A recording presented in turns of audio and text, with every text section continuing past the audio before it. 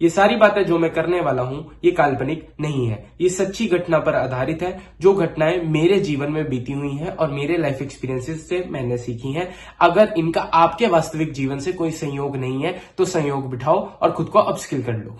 हाय, मेरा नाम है वंश एंड वेलकम बैक टू वंश के विचार। तो जब से मैंने स्कूल जाना शुरू किया है, मुझे याद है मैं वो बच्चा था जो कुछ एक्स्ट्रा एफर्ट देने में बिलीव रखता था ताकि टीचर्स और स्टूडेंट्स रिकॉग्नाइज कर सके, अच्छा ये वंश गोयल है। मैं वो बच्चा था जो टीचर ने अगर 100 में से 98 मार्क्स दिए हैं तो वो 2 नंबर के पीछे रोता था और बोलता था यार मेरे 2 नंबर भी क्यों काटे।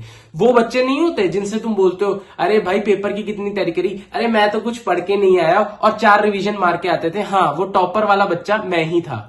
लेकिन क्या मैं एक नर्ड और बेवकूफ सा बच्चा था? ऐसा नहीं है। मैं अक्सर अपने आप को वास्तविक जीवन से कनेक्टेड रखता था, B it orator skills, public speaking, या फिर वो फोटोग्राफी, वीडियोग्राफी, या फिर स्केचिंग, डांस, म्यूजिक या आर्ट। मैंने कुछ भी नहीं छोड़ा, सब कुछ ट्राई करके देखा है। और जो एक चीज मुझे सबसे पसंद है और मेरी एक पर्सनल हॉबी बन गई थी वो थी वीडियो गेम्स खेलना। मुझे उसमें बड़ा मजा आता था। और क्या मैंने वो टॉपर वाली लेगेसी को टूटने दिया? नहीं, मैं वो टॉपर वाली लेगेसी को मेंटेन रखा, beat class 10th board exams, class 12th board exams, या फिर कोई कॉम्पिटेटिव एग्जाम हो, या सीयूईटी, या फिर सीए जैसा प्रोफेशनल कोर्स। वीडियो गेम्स और मेरे पढ़ाई का सफर एक साथ चलता रहा। बट उसने मेरे को टॉपर कैसे बताया? आइए आज समझते हैं। The desire to be number 1।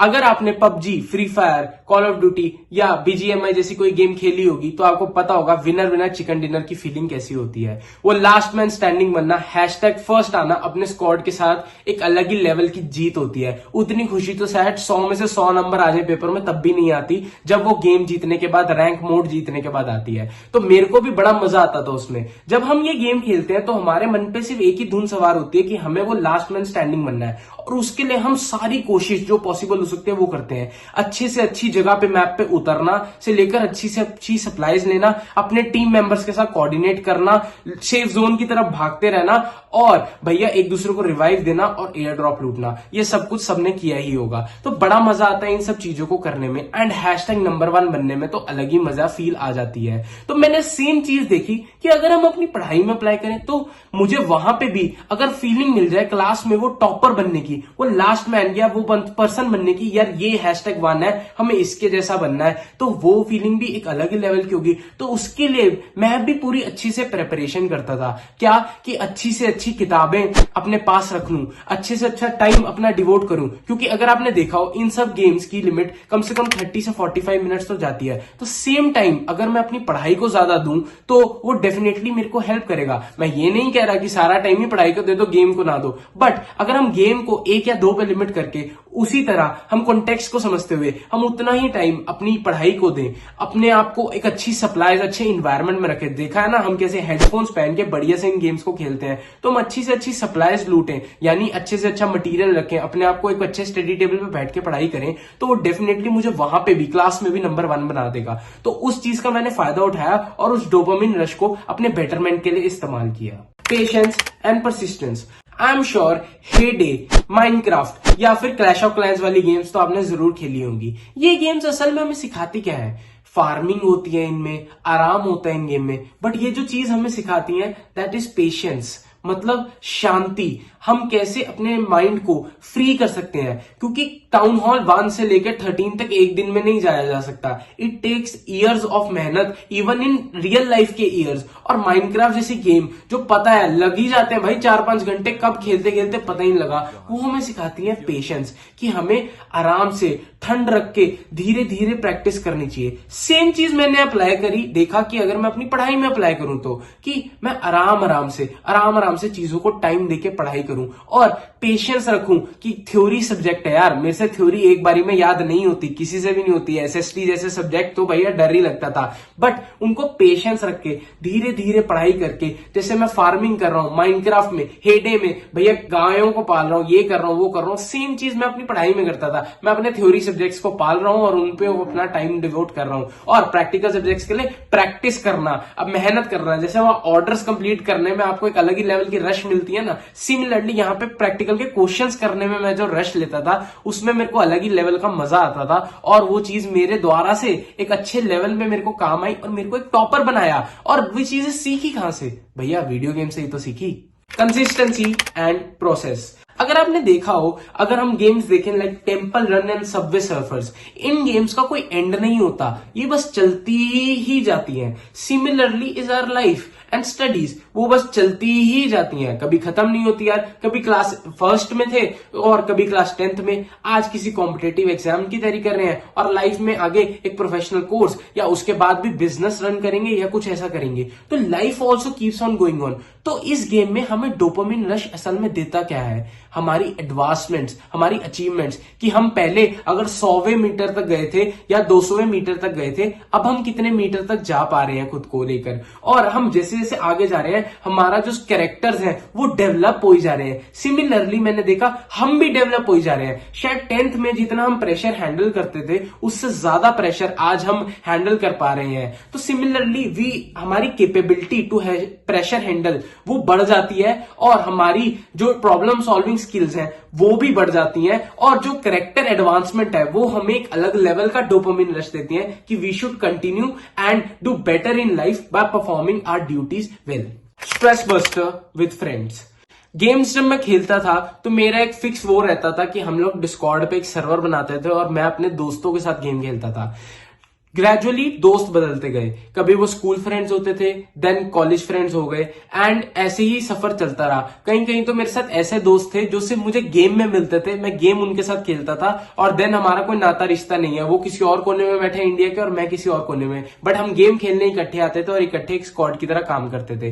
तो जब मैं दोस्तों के साथ गेम खेलता था तो it was not more about winning, it was more about chatting and enjoying, कि यार क्या मजा आ रहा है गेम में, और क्या चल रहा है तेरी लाइफ में, और क्या मजा आ रहा है, क्या फन हो रहा है तेरी लाइफ में। उस चीज से क्या होता था, आपका एक स्ट्रेस बस्टर होता था।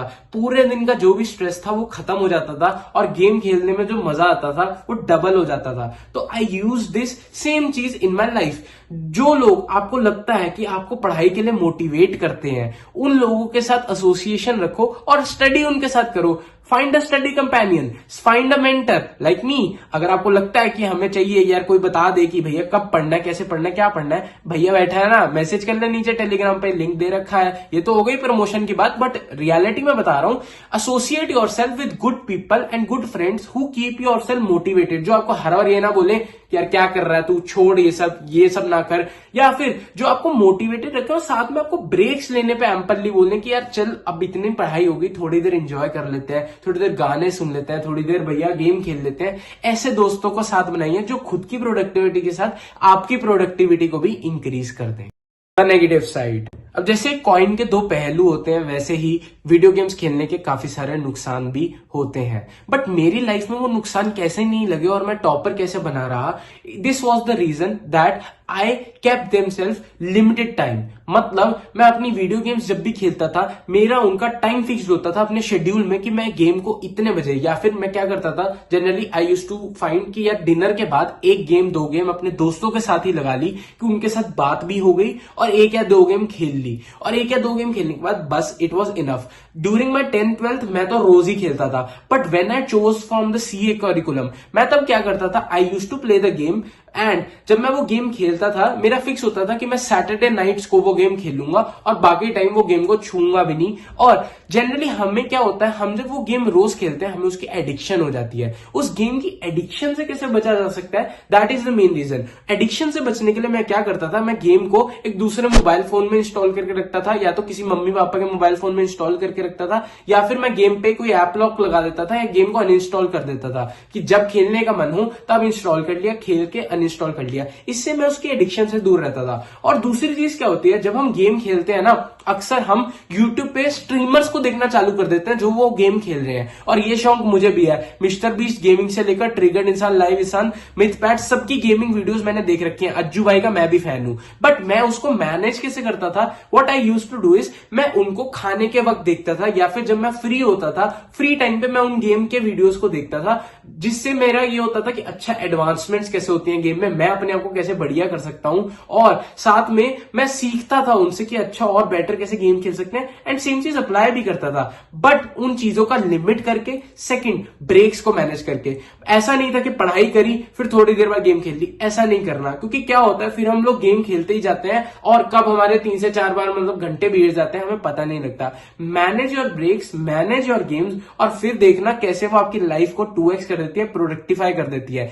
I have seen many IITians, many CAs and many UPSC aspirants and many other 10th 12th board toppers जो गेम खेलते हैं, इवन पेपर से पहले एक दिन पहले भी वो गेम खेल रहे होते हैं। क्यों? क्योंकि उन्होंने अपने आप को मैनेज करके रखा होता है और समझ के रखा होता है। आई होप आपको ये वीडियो पसंद आई होगी एंड अपने फेवरेट स्ट्रीमर का नाम नीचे कमेंट कर दो और फेवरेट गेम का नाम भी नीचे कमेंट कर दो और भेज दो ये वीडियो हर उस बच्चे को जिसको वीडियो गेम्स खेलना बहुत पसंद है। और ऐसे ही वीडियोस के लिए सब्सक्राइब कर लो वंश के विचार को।